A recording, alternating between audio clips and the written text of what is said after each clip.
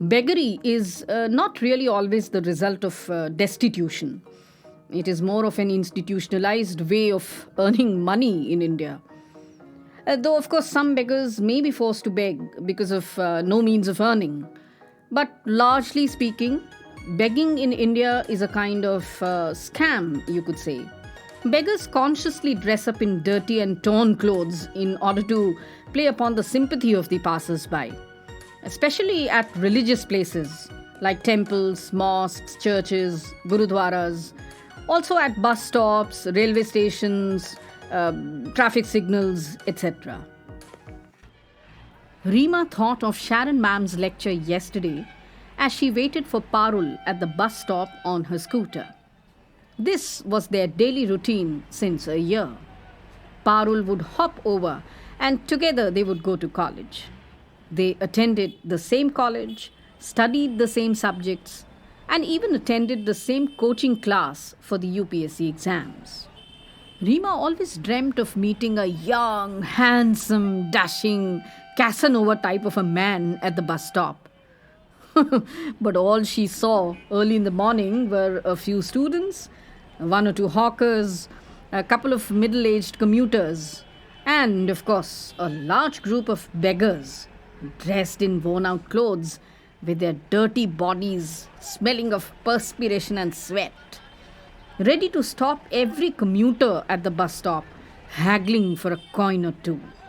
There was one particular old female beggar, ever present, dirty, toothless, dressed in tatters, and who would stand right next to the bus stop in the hope of getting a few coins.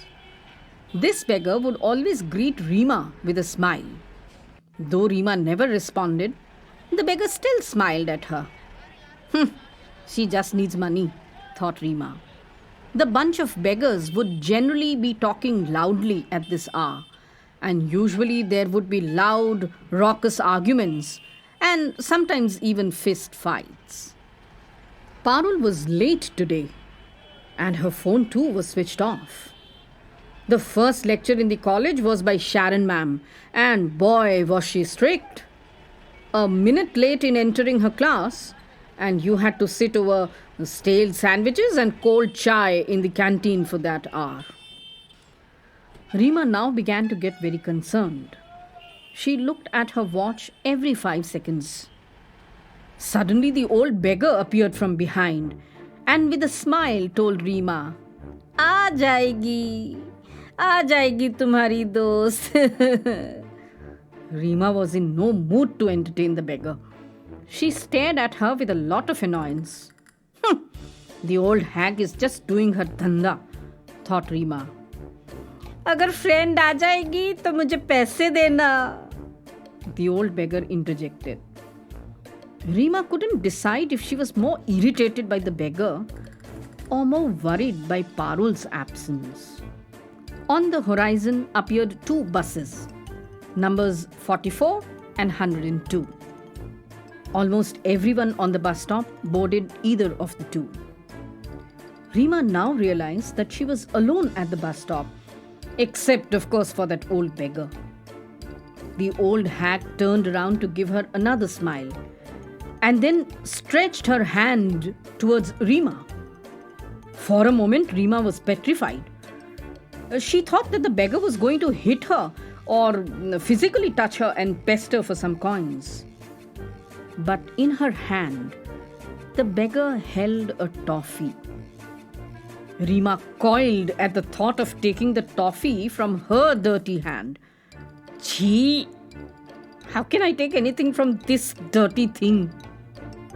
Just then, a strong gust of wind blew in their direction, and the old beggar tried to wrap herself in her tattered shawl. She wore a petticoat and a shirt, both too loose for her, and her shawl had more holes than fabric.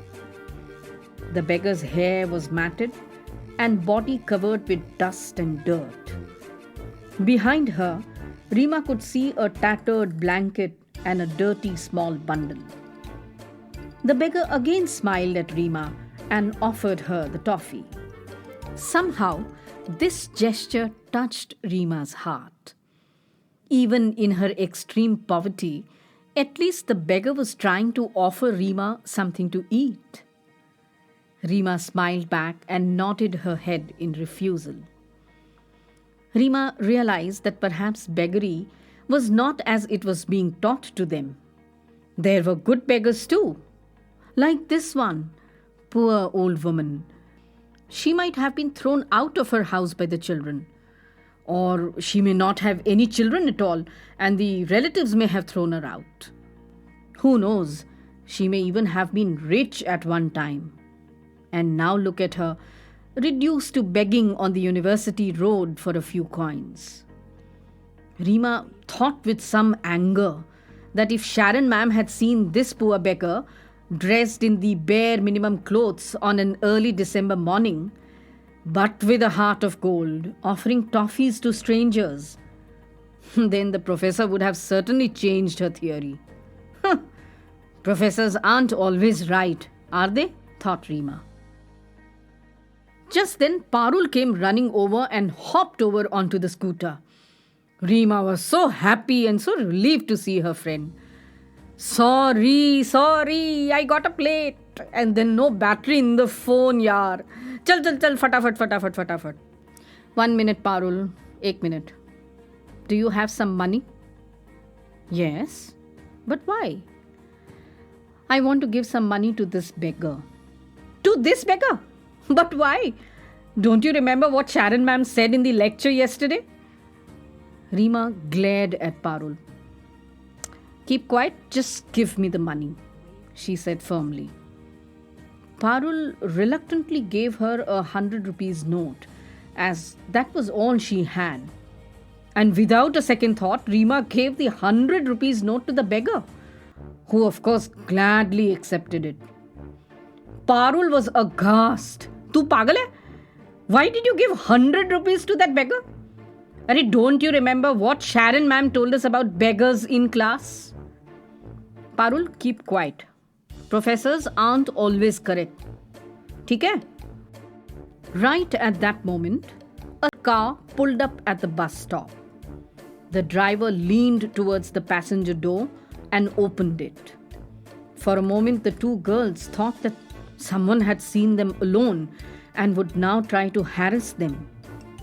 But before Rima and Parul could react, the old toothless beggar jumped inside the car and occupied the passenger seat.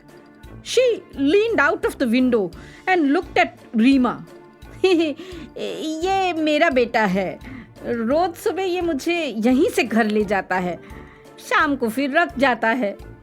तुमको कहीं छोड़ दूं? All Rima could remember was Parul's loud laughter and her statement.